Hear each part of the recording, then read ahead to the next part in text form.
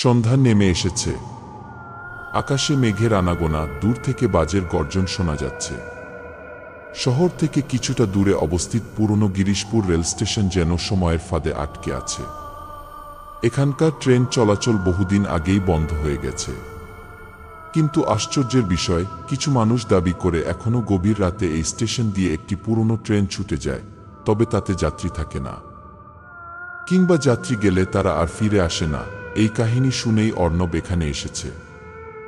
অর্ণব একজন ব্লগার ও ইউটিউবার, যার কাজই হলো ভৌতিক ও রহস্যময় স্থানগুলোতে গিয়ে ভিডিও তৈরি করা। সে শুনেছে এই গিরিশপুর রেল স্টেশন এবং এর আশেপাশের এলাকাকে ঘিরে বহু রহস্যময় ঘটনা ঘটেছে। কিছুদিন আগে একদল ট্রেজার হান্টার এই স্টেশনের ধ্বংসাবশেষে খোঁজ করতে এসে নিখোঁজ হয়ে যায়। এরপর থেকেই এলাকার মানুষ রাতে এই পথে আসতে ভয় পায়। অর্ণব মনে মনে হাসল, এসব লোকজনের গুজব, ভূতপ্রেত বলে কিছু নেই। সে ক্যামেরা সেট করল, মাইক্রোফোন ঠিক করল এবং ভিডিও রেকর্ড করা শুরু করল। বন্ধুরা, আজ আমি এসেছি গিরিশপুরের সেই স্টেশনে যেখানে নাকি গভীর রাতে ভুতুড়ে ট্রেন আসে। এই স্টেশন বহু বছর ধরে পরিত্যক্ত, কিন্তু রহস্যময় ঘটনা এখানে ঘটে চলেছে। আজ আমি সেগুলোর সত্যতা যাচাই করব। হঠাৎ বাতাসের ঝাপটা এসে ক্যামেরার স্ট্যান্ড কাঁপিয়ে দিল। গাছের ডালপালা অদ্ভুতভাবে নড়তে শুরু করল। চারপাশ নিস্তব্ধ, শুধু বাতাসের শব্দ আর দূর থেকে কোনো অদ্ভুত শীষের আওয়াজ শোনা যাচ্ছে। অর্ণব চারদিকে তাকালো। স্টেশনটি বেশ ধ্বংসপ্রাপ্ত, ছাদ ভেঙে পড়েছে, প্ল্যাটফর্মের ইটগুলো জায়গায় জায়গায় উঠে গেছে। স্টেশনের নামফলকটিও ভাঙাচোরা, তবু আবছা অক্ষরে গিরিশপুর লেখা বোঝা যায়। হঠাৎ ট্রেনের হুইসেলের শব্দ। অর্ণব বিস্মিত হয়ে ক্যামেরার দিকে তাকালো। এই জায়গায় তো কোনো ট্রেন আসে না। ট্রেন লাইন পর্যন্ত মরিচা পড়ে গেছে। তাহলে সে ধীরে ধীরে লাইনের দিকে এগিয়ে গেল। হঠাৎই পেছনে কি যেন একটা আওয়াজ হলো, যেন কেউ পাথরে পা দিল। অর্ণব দ্রুত পেছনে তাকালো, কেউ নেই। কিন্তু তার ক্যামেরার স্ক্রিনে একটা ছায়ামূর্তি দেখা গেল। অর্ণবের কণ্ঠ শুকিয়ে এলো। কে কে ওখানে? কোনো উত্তর নেই। তবে কয়েক মুহূর্ত পর বাতাস ভারী হয়ে এলো। ঠান্ডা অনুভূতি চারপাশে ছড়িয়ে পড়ল। একটা ফিসফিস শব্দ শোনা গেল, তুমি চলে যাও, ট্রেন আসছে গি। অর্ণবের শরীরের রক্ত হিম হয়ে গেছে। অদ্ভুত ফিসফিস শব্দটি তার কান থেকে বেরিয়ে যাচ্ছিল না। তুমি চলে যাও, ট্রেন আসছে কি, এই শব্দগুলো যেন তার মনেই ঘুরছিল। সে দ্রুত ক্যামেরাটি সামলালো আর পেছনে ফিরে তাকালো। বাতাসের তোড়ে গাছের ডালপালা আরো তোলপাড় হয়ে উঠল, কিন্তু আশপাশে কোনো প্রমাণ ছিল না যে কোনো ব্যক্তি ছিল। তবুও সে অনুভব করল যেন কিছু একটা তাকে লক্ষ্য করছে। কি হচ্ছে এটা? কোথায় আমি? অর্ণব নিজেকে প্রশ্ন করল। তার চোখ পুরো স্টেশনের চারপাশে ঘুরিয়ে দেখল। ঠিক তখনই কিছু দূর থেকে একটা শব্দ শুনতে পেল। গলগল করে কাঁপতে থাকা রেল লাইনটি যেন কোনো অদৃশ্য শক্তির দ্বারা টানাহেচড়া হচ্ছিল। অর্ণব নিজের কাপা হাত দিয়ে ক্যামেরার লেন্সে কিছুটা ফোকাস করতে চাইলেও তার চোখে ধোঁয়াশা পড়ছিল। পাশের একটা ছায়া নড়ল। আবার সেই অদ্ভুত ফিসফিস শব্দ, এখনই চলে যাও। অর্ণব এক লাফে পিছনে হঠাৎ তাকালো, কিন্তু কিছুই দেখল না। তখনই সে বুঝতে পারল তার মধ্যে যে এক অদ্ভুত শক্তির প্রবাহ ঘটছে, তা তার মানসিক অবস্থাকে আরো খারাপ করছে। তবে সে স্থির থাকতে পারল না। আমি এখান থেকে চলে যাচ্ছি না। অর্ণব মনে মনে দৃঢ় সংকল্প করল। সে ঠিক করল এই ভুতুড়ে স্টেশনটির সবার সামনে মিথ্যা প্রমাণ করতে হবে। তাই সে ট্রেনের রেললাইন বরাবর হাঁটতে শুরু করল। রেললাইনটি বেয়ে যখন সে কিছুটা এগোল, দূর থেকে আরেকটি শব্দ শুনতে পেল, ট্রেনের হুইসেল, এবার একদম কাছ থেকে। ট্রেনের হুইসেলের শব্দ স্পষ্ট হয়ে উঠল, যেন 1 ইঞ্চি দূরে দাঁড়িয়ে রয়েছে। অর্ণব চমকে উঠল। এটা কেমন হলো? ট্রেন তো নেই, সে মনে মনে ভাবল, কিন্তু হুইসেলটি যেন আরো কাছে চলে আসছিল। তার মন ঘুরপাক খাচ্ছিল। সে ঠিক বুঝতে পারছিল না। পেছনে তাকানোর সাহস তার ছিল না। তবে সে বুঝতে পারল ট্রেন আসছে, যদিও তা অদৃশ্য। হঠাৎ একটি তীব্র আলোর ঝলকানি দিয়ে চোখে কিছু দেখতে না পেয়ে অর্ণব দ্রুত ক্যামেরার ফোকাস বদলাতে চেষ্টা করল, কিন্তু ট্রেনের গতিতে ঝাঁকুনির মতো কিছু তাকে সরিয়ে দিল। সে খেয়াল করল ওই ঝলকানি কেবল আকাশের এক কোণে উঠছিল, কিন্তু তার চোখের সামনে কিছুই ছিল না। কোনো ট্রেন ছিল না, শুধুই অন্ধকার আর হঠাৎ কোলাহল। এটা এটা কি আসলেই ট্রেনের শব্দ ছিল? অর্ণব অবাক হয়ে বলে উঠল। কিছু না বুঝে সে আবার হাঁটতে শুরু করল। হঠাৎ এক ভয়ানক ঘটনা ঘটল। রেল লাইনটা কেঁপে উঠল, যেন কিছু বড় ভারী বস্তু চলতে চলতে তাকে লক্ষ্য করছে। অর্ণব চমকে উঠে দ্রুত পিছনে ঘুরে তাকালো, তবে কোথাও কোনো ট্রেন ছিল না। একটি অদ্ভুত অদৃশ্য শক্তি তাকে গুড়িয়ে দিল। অর্ণব হঠাৎ মাটিতে পড়ে গেল। সে আকাশে তাকালো। এক মুহূর্তের জন্য মনে হলো আকাশের সমস্ত অন্ধকার যেন তাকে গ্রাস করে নিচ্ছে। কোথা থেকে যেন সেই ছায়ামূর্তি আবার তার সামনে এসে দাঁড়ালো। তুমি যদি ফিরতে চাও তাহলে এখানে থাকতে হবে। অর্ণব রক্তচক্ষু নিয়ে ছায়ামূর্তির দিকে তাকালো, কিন্তু কোনো শব্দ বের হলো না তার মুখ থেকে। ততক্ষণে তার মনে হয়েছিল এই যেন এক নিষ্ঠুর খেলা, যেখানে সে নিজেই পুতুল। হঠাৎ সেই অদৃশ্য ট্রেনের হুইসেল আবার শুনতে পেল। এবার সেটা ছিল কাছাকাছি, আর ট্রেনের কাঠের চাকার কচকচ শব্দও শোনা যাচ্ছিল। অর্ণব মুখে কিছু বলার আগেই সে অনুভব করল কিছু একটা তার পায়ের নিচে চলে আসছে। তার চোখে কিছু স্ফটিকের মতো ঝলকানি দেখা দিল, এবং ট্রেনের দৃশ্য ধীরে ধীরে সামনে ভেসে উঠল, কিন্তু তা বাস্তব নয়, এক ভুতুড়ে ট্রেন। তখনই হঠাৎ সেই ছায়ামূর্তি তাকে দেখে বলল, এই ট্রেনের যাত্রা একবার শুরু হলে আর শেষ হয় না। অর্ণব অন্ধকারে চোখ খোলা রাখল, কিন্তু তার মনে হচ্ছিল যেন চোখের সামনে একের পর এক বিভ্রম নাচছে। তার শরীরের সমস্ত শক্তি নিংড়ে নিচ্ছিল সেই ভুতুড়ে ট্রেনের শক্তি। সারা দেহ যেন এক অদৃশ্য শক্তির বিরুদ্ধে লড়াই করছে, যার কোনো শেষ নেই। ট্রেনের হুইসেল আরও তীব্র হয়ে উঠছিল, যেন কিছু ভয়ঙ্কর ঘটতে চলেছে। এই ট্রেনের যাত্রা কখনো শেষ হয় না। সেই ছায়ামূর্তির কথা তার কানে ভেসে আসলো। অর্ণবের হাত কাঁপতে লাগলো। সে জানত এর পরিণতি ভয়ঙ্কর হবে, কিন্তু তার মধ্যে এক অদ্ভুত উত্তেজনা সৃষ্টি হচ্ছিল। ভয় কাটিয়ে উঠতে সে ট্রেনের দিকে এগিয়ে গেল। অর্ণব কিছু বলার আগেই সেই আত্মা তার দিকে হাত বাড়াল। তার হাত থেকে এক অদৃশ্য শক্তি ছড়িয়ে পড়ল, এবং অর্ণবের শরীর তীব্র কাঁপতে শুরু করল। সে অনুভব করল তার শরীরের মধ্যে এক ভয়ানক শক্তি প্রবাহিত হচ্ছে। তার চোখের সামনে পৃথিবীটা যেন ভেঙে পড়ছিল, চারপাশের অন্ধকার আরও গা হয়ে যাচ্ছিল। ট্রেনের রেল লাইন, তার পায়ের নিচে বসে থাকা অন্ধকার, সবই যেন এক ভয়ঙ্কর ভ্রমণ হয়ে দাঁড়িয়েছে। তখনই ট্রেনটি আরও দ্রুত চলে আসলো। অর্ণব কিছু না ভেবে দরজার দিকে ছুটে গেল, কিন্তু দরজা নিজে থেকেই বন্ধ হয়ে গেল। সমস্ত ট্রেনের কোচগুলো একে একে তালাবদ্ধ হয়ে গেল। এটা ছিল একটি অভিশপ্ত যাত্রা, যেখানে বের হওয়ার কোনো পথ নেই। অর্ণবের দেহ যেন এক পাথরের মতো শক্ত হয়ে গেছে। সে আর কোনো প্রতিরোধ করতে পারছিল না। ট্রেনের কোচগুলো তার চারপাশে ঘুরতে লাগলো। একে একে সমস্ত কোচ বন্ধ হয়ে গেল। ট্রেনের মধ্যে এক অদৃশ্য শক্তি ছড়িয়ে পড়ল, যেন কিছু ভয়ঙ্কর শক্তি তাকে আটকে রাখছে। সে অনুভব করল সে যেন এক অন্ধকার জগতে আটকা পড়ে গেছে, যেখানে সবকিছু অবশ হয়ে গেছে। কিন্তু সেই ছায়ামূর্তিটি তখনও সেখানে দাঁড়িয়েছিল। তার চোখে এক অদ্ভুত তিক্ততা ছিল। এখন তুমি চিরকাল এই ট্রেনের যাত্রী হয়ে থাকবে, আমাদের মতোই কি? তার কথা যেন অর্ণবের মন থেকে রক্ত গড়াচ্ছিল। অর্ণব কাঁপতে কাঁপতে একে একে সবার দিকে তাকালো। তারা কেউ কথা বলছিল না, কিন্তু তাদের দৃষ্টি ছিল একেবারে মৃত। তাদের চোখে কোনো আবেগ ছিল না, যেন তারা জীবিত ছিল না। তারা শুধুমাত্র সেখানে দাঁড়িয়েছিল, ভয়ের অন্ধকারে ডুবে। অর্ণবের বুকের মধ্যে ভয় আরও বাড়তে লাগল। এটা কি সম্ভব? আমি কোথায় আছি? সে মাথা চেপে ধরে চিন্তা করতে শুরু করল, কিন্তু কোনোভাবেই কোনো উত্তর পায়নি। হঠাৎই ট্রেনের মধ্য থেকে অদ্ভুত একটা শব্দ শোনা গেল।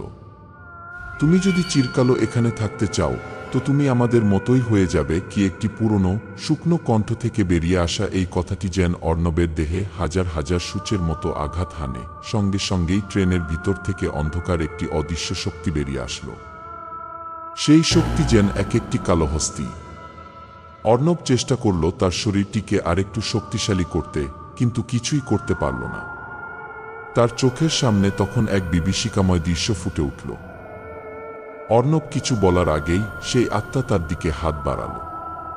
তার হাত থেকে এক অদৃশ্য শক্তি ছড়িয়ে পড়ল এবং অর্ণবের শরীর তীব্র কাঁপতে শুরু করল। সে অনুভব করল তার শরীরের মধ্যে এক ভয়ানক শক্তি প্রবাহিত হচ্ছে। তার চোখের সামনে পৃথিবীটা যেন ভেঙে পড়ছিল, চারপাশের অন্ধকার আরও গা হয়ে যাচ্ছিল। ট্রেনের রেল লাইন, তার পায়ের নিচে বসে থাকা অন্ধকার, সবই যেন এক ভয়ঙ্কর ভ্রমণ হয়ে দাঁড়িয়েছে। তখনই ট্রেনটি আরও দ্রুত চলে আসলো। অর্ণব কিছু না ভেবে দরজার দিকে ছুটে গেল, কিন্তু দরজা নিজে থেকেই বন্ধ হয়ে গেল। সমস্ত ট্রেনের কোচগুলো একে একে তালাবদ্ধ হয়ে গেল। এটা ছিল একটি অভিশপ্ত যাত্রা, যেখানে বের হওয়ার কোনো পথ নেই। অর্ণবের দেহ যেন এক পাথরের মতো শক্ত হয়ে গেছে। সে আর কোনো প্রতিরোধ করতে পারছিল না।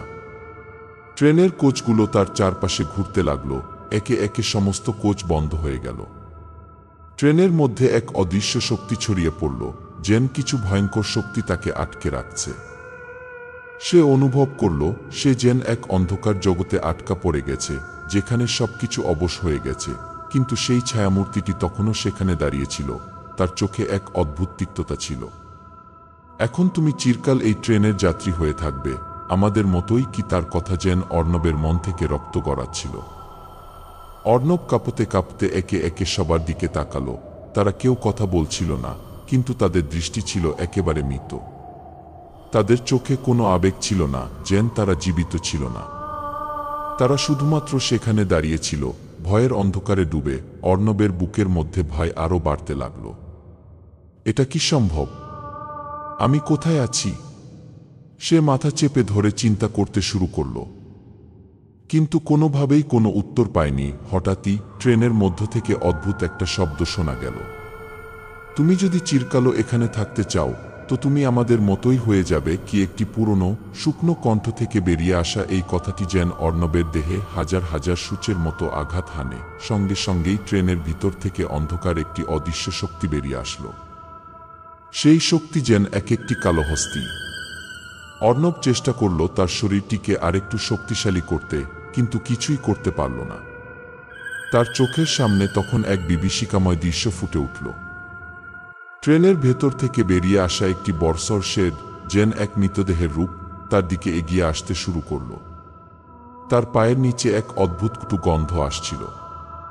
এটা কোনো নিরীহ মৃতদেহ ছিল না, বরং এক ভয়ঙ্কর ভূত, যার অস্তিত্ব কেবল একটি ভুল দৃষ্টিতে দৃশ্যমান ছিল। অর্ণব ছুটে যাওয়ার চেষ্টা করল, কিন্তু তার পা যেন মাটিতে আটকে গিয়েছে। চোখের সামনে ভয়ঙ্কর আকারে কিছু অস্বাভাবিক সত্তা ঢুকতে লাগল। তাদের গা থেকে বিচ্ছিন্ন রক্ত ঝরছিল, আর তাদের চোখের ভিতর এক ভয়ঙ্কর আগুন ছিল। তুমি কখনোই ফিরে যেতে পারবে না। এই কথা বলে একটি মৃতদেহ তার দিকে এগিয়ে আসলো, এবং এক ঝলক সাদা আলো থেকে এক ভয়াবহ আর্তনাদ শোনা গেল। অর্ণব জানত এই ট্রেনের যাত্রা তার জীবনের শেষ যাত্রা হতে চলেছে। হঠাৎ ট্রেনের সব কোচের দরজা একযোগে বন্ধ হয়ে গেল। তখনই সে বুঝতে পারল তার সামনে আছেই সেই সত্য যা সে কখনো ভাবেনি। ট্রেনের ভিতর থেকে এক মুহূর্তের জন্য অদ্ভুত নিস্তব্ধতা বিরাজ করল। তারপর সেই অন্ধকার থেকে এক ভয়ানক কণ্ঠ ভেসে আসলো, এখন তুমি আমাদের হয়ে যাবে। অর্ণব কাঁপতে কাঁপতে সাড়া দিতে চেষ্টা করল, কিন্তু তার গলা আটকে গেল। তার মুখ থেকে কোনো শব্দ বের হয়নি, শুধু আতঙ্কে ভরা চোখ আর থমথমে নিস্তব্ধতা। এবং ঠিক সেই মুহূর্তে ট্রেনের হুইসেল আবার শোনা গেল। এ যেন সেই ট্রেনের সিগন্যাল, যে সিগন্যাল এখন সারা পৃথিবী থেকে একে একে সমস্ত জীবিত প্রাণীকে আহ্বান করছে। এটা শুধু মৃত্যু নয়, এটা একটা চিরস্থায়ী যাত্রা। অর্ণব চিৎকার করে উঠতে চাইল, কিন্তু কোনো শব্দ তার গলায় আটকে গেল। তার চোখের সামনে ধীরে ধীরে সমস্ত অন্ধকার মিলিয়ে গেল। ট্রেনটা চলতে শুরু করল, আর অর্ণবের শরীরের সমস্ত শক্তি শেষ হয়ে যেতে লাগল। এখন সে জানত এই ট্রেনের যাত্রা কখনো শেষ হবে না, আর এই যাত্রা সে আর কখনো ভুলে যেতে পারবে না। অর্ণবের মনে হচ্ছিল তার সমস্ত শরীর একে একে নষ্ট হয়ে যাচ্ছে। ট্রেনটি চলতে চলতে যেন এক দুর্বিনীত শক্তির দিকে টেনে নিয়ে যাচ্ছিল তাকে। তার চারপাশে অন্ধকার, মৃতদের কণ্ঠস্বর এবং এক ভয়ঙ্কর অশ্রদ্ধা ছিল। এমন একটি জায়গায় যেখানে পৃথিবী আর আকাশের সীমা বিলীন হয়ে যায়। সে কি মৃত, নাকি এখনো বেঁচে আছে? এই প্রশ্ন তার মনের মধ্যে ঘুরপাক খাচ্ছিল। তার শরীর কেমন যেন অদ্ভুতভাবে অস্থির হয়ে পড়েছিল, যেন কোনো কিছু তাকে পুরোপুরি শুষে নিচ্ছে। এক অদৃশ্য মন্দ শক্তি তাকে দানবীয়ভাবে আক্রমণ করছিল। এই ট্রেনের যাত্রীরা আসলেই মানুষ ছিল, নাকি তারা কোনো অন্ধকার শক্তি হয়ে গিয়েছে? এর কোনো উত্তর ছিল না। ট্রেনের ভেতরটি ভীষণ অন্ধকার হয়ে পড়েছিল। তবে মাঝে মাঝে ছায়ামূর্তিরা কিছু মৃদু আলো ফেলে তাদের সত্তার হিংস্রতা ব্যক্ত করছিল। তুমি আমাদের মতো হয়ে যাবে কি, সেই কণ্ঠ তার কানে আবার বাজল। অর্ণব কিছু বুঝে উঠতে পারছিল না। তার চারপাশের যাত্রীরা কেউ কথা বলছিল না, তবে তাদের চোখগুলো যেন একে একে শুষে নিচ্ছিল তাকে। একটা সময় পর অর্ণব অনুভব করল তার দেহ স্থির হয়ে গেছে, কিন্তু মনটি অদ্ভুতভাবে বিচ্ছিন্ন।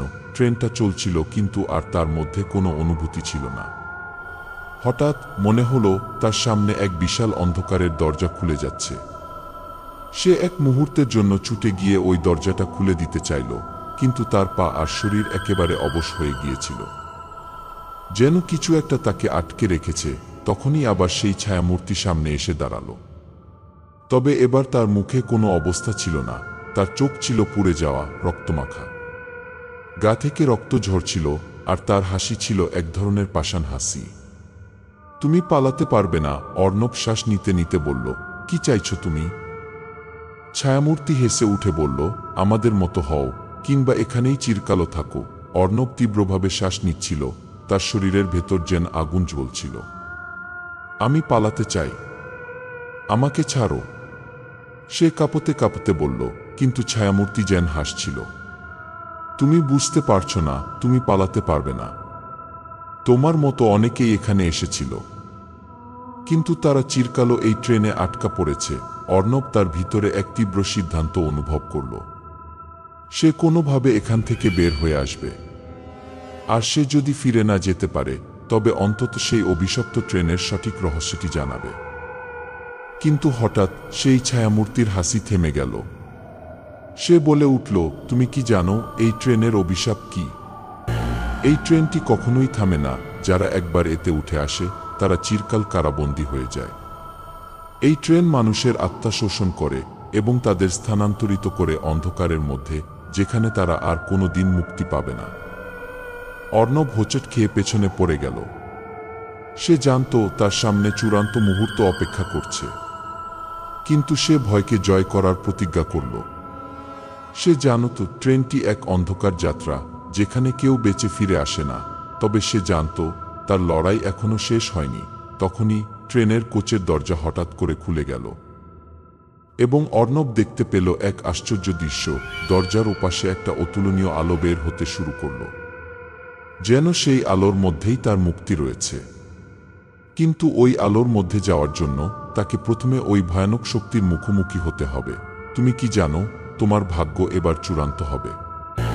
ছায়ামূর্তির কণ্ঠ আরো তীব্র হয়ে উঠল। অর্ণব জানত এই ট্রেন থেকে পালানোর একমাত্র উপায় হল শেষ মুহূর্তে ভয়কে জয় করা। এবং এক অসীম শক্তি দিয়ে সে তার পায়ের নড়াচড়া শুরু করল। তার চোখে এক অদ্ভুত দিতা ছিল।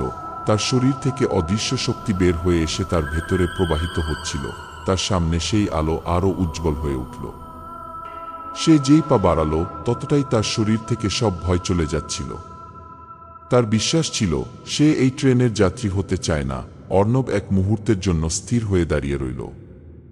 সামনে সেই আলো, যা ছিল এক আশ্বাস, এক মুক্তির রশ্মি, কিন্তু তাকে সেই আলোতে পৌঁছানোর জন্য আরও একটি ভয়াবহ লড়াই করতে হবে। তার শরীর কাঁপছিল, কিন্তু তার মন শক্ত ছিল। সে জানত এর পরিণতি চূড়ান্ত হবে। হয় সে মুক্তি পাবে, নয়তো চিরকাল এই ট্রেনের অভিশপ্ত যাত্রী হয়ে থাকবে। ছায়ামূর্তিটি তার সামনে এক খারাপ হাসি দিয়ে বলল, তুমি যদি এই আলোর দিকে চলে যাও, তবে তুমি কি জানো কি ঘটবে? তুমি যদি আমাদের মতো হয়ে যাও, তোমার সমস্ত মানবীয় অনুভূতি হারিয়ে যাবে। তুমি এখন আমাদের পরিবারের অংশ হয়ে যাবে। অর্ণব কাঁপতে কাঁপতে উত্তর দিল, আমি চাই না তোমাদের মতো হতে। আমি বাঁচতে চাই। ছায়ামূর্তিটি এক মুহূর্তের জন্য থেমে গিয়েছিল। তার মুখের অভিব্যক্তি কিছুটা পরিবর্তিত হয়েছিল, তবে তা ছিল এক অদ্ভুত হাসি, যেন সে জানত অর্ণবের পক্ষে পালানো অসম্ভব। তবে অর্ণবের চোখে এক অবিচল দিতা ছিল, তার মনের মধ্যে এক পবিত্র সংকল্প। সে কোনোভাবেই এই অভিশপ্ত ট্রেনের যাত্রী হতে চাইবে না। সে এগিয়ে যেতে লাগল। তার পায়ের নিচে ট্রেনের মেঝে যেন আরো শক্ত হয়ে উঠছিল, যেন তার পদক্ষেপগুলোর সাথে লড়াই করছিল। ট্রেনের চারপাশের অন্ধকার যেন আরো ঘনীভূত হয়ে উঠছিল এবং ট্রেনের কোচগুলো একে একে অদৃশ্য হয়ে যাচ্ছিল। হঠাৎ সে শুনতে পেল সেই একই ভয়ঙ্কর হুইসেল, যেটি আগের মতো গর্জন করতে করতে তার কানে পৌঁছাচ্ছিল। ট্রেনটি এবার যেন আরো দ্রুত ছুটছিল, তার চারপাশে আরো অন্ধকার। সেই অদৃশ্য শক্তি তাকে যেন আগেই ধাক্কা দিয়ে ফেলে দিতে চাচ্ছিল, কিন্তু অর্ণব আর পিছিয়ে গেল না। আমি চলে যাব, সে চিৎকার করে বলল। তার কণ্ঠে এক অবিশ্বাস্য শক্তি ছিল, যেন সারা দেহ থেকে এক নতুন শক্তির স্ফুরণ ঘটেছে। তার সামনে সেই আলো ছিল, তবে এখন সেটি অনেক বেশি উজ্জ্বল হয়ে উঠেছিল। সে দুইভাবে তার দিকে এগিয়ে যেতে থাকল। ছায়ামূর্তির কণ্ঠ আরো তীব্র হয়ে উঠল, তুমি যদি এখান থেকে পালিয়ে যাও তবে তোমার মানবীয় আত্মা হারিয়ে যাবে। তবে অর্ণব আশঙ্কিত ছিল না। তার মধ্যে এক অসীম সাহস ছিল। সে জানত এই লড়াই তার জীবনের সবচেয়ে বড় লড়াই এবং সে শেষ পর্যন্ত জিততে চায়। তার সামনে দিয়ে ট্রেনের কোচগুলো আরো দ্রুত চলে যেতে থাকল, কিন্তু সেই আলো ঠিক সেখানে ছিল। এক ধরনের শান্তি, মুক্তি এবং একটি নতুন যাত্রার শুরু। অর্ণব এক লাফে আলোর দিকে এগিয়ে গেল। তার শরীরের ভিতরে তীব্র অনুভূতি প্রবাহিত হচ্ছিল, যেন সমস্ত অন্ধকার তার শরীর থেকে সরে যাচ্ছিল। সে অনুভব করল সে এক অদ্ভুত শক্তি গ্রহণ করছে, যা তাকে ওই অভিশপ্ত ট্রেনের হাত থেকে মুক্তি দেবে। তার চোখে এক অদ্ভুত শান্তি ছিল, কিন্তু তখনই ছায়ামূর্তির কণ্ঠ আবার শোনা গেল, তুমি আমাদের মতো হয়ে যাবে। অর্ণব এক চিৎকার দিয়ে সেই আলোর দিকে ঝাঁপ দিল, আর তার শরীরের সমস্ত শক্তি যেন একত্রিত হয়ে তাকে সেই আলোয় প্রবাহিত করল। ঠিক তখনই সেই ভুতুড়ে ট্রেনের আওয়াজ থেমে গেল। চারপাশের অন্ধকারও হালকা হতে লাগল, পেছনে কিছু রক্তবর্ণ ছায়া সরে গেল। এটা ছিল অর্ণবের মুক্তির মুহূর্ত। ট্রেনের কোচগুলো আর কোনো ভৌতিক আচ্ছাদনে আবৃত ছিল না। সবকিছু নিস্তব্ধ হয়ে পড়ল এবং অর্ণব অনুভব করল সে মুক্ত হয়ে গেছে। তবে যখন সে এক মুহূর্তের জন্য পেছনে ফিরে তাকালো, তখন সে দেখতে পেল সেই ভুতুড়ে ট্রেনটি আর চলছিল না। এটি এখন নিঃশব্দ, মৃত। এর কোনো অস্তিত্ব আর ছিল না। অর্ণব দাঁড়িয়ে রইল। এই যাত্রা শেষ হয়েছে, কিন্তু সে জানত চিরকালকার যাত্রীদের মধ্যে কেউ কেউ হয়তো ট্রেনের এই অভিশাপ থেকে পালাতে পারে, আর কেউ কেউ হয়তো স্থায়ীভাবে সেই ট্রেনের অংশ হয়ে যায়। কিন্তু সে নিজে যেভাবে পালালো, সেভাবেই মুক্তি পাবে পৃথিবীর সকল মৃত আত্মা, যাদের আত্মা কোনোদিনও এই ট্রেনের মতো অভিশপ্ত জগতে আটকা পড়ে থাকে। অর্ণব আর পিছনে তাকালো না। সে নিজের পথ ধরল, মুক্তির দিকে এগিয়ে গেল। তবে সে জানত এই অভিজ্ঞতা সে কখনো ভুলবে না। এটা ছিল একটি ভয়ঙ্কর যাত্রা, যেখানে এক অনিশ্চিত ভাগ্য একে একে সবার মুখোমুখি হয়ে আসে। রাতের অন্ধকার কেটে যাচ্ছিল, আর হালকা আলোয় ভরপুর পৃথিবী ধীরে ধীরে স্পষ্ট হতে শুরু করেছিল। সে জানত ট্রেনের সেই অভিশপ্ত যাত্রা শেষ হয়ে গেছে, তবে সেই যাত্রার প্রভাব তার জীবনে চিরকাল থাকবে। এখন সে মুক্ত, কিন্তু তার মনের গভীরে সেই ভয়ের ছায়া একটানা ঘুরপাক খাচ্ছিল। কি ঘটেছিল তার সঙ্গে? সে কি সত্যি মুক্তি পেয়েছে, নাকি কোনোভাবে সেই ট্রেনের অভিশাপ তার পেছনে সঙ্গী হয়ে থাকবে? সে হাঁটতে থাকল, তার মাথার মধ্যে যেন এক বিরক্তিকর প্রশ্ন ক্রমাগত ঘুরছিল, যে ট্রেন আমাকে নিয়ে গিয়েছিল সেটি কি সত্যিই চলে গেছে? হঠাৎ সে নিজের পায়ের আওয়াজ শুনল, বেশ শান্ত, একদম পেছনে। সে দ্রুত ঘুরে তাকালো, কিন্তু কিছুই দেখতে পেল না।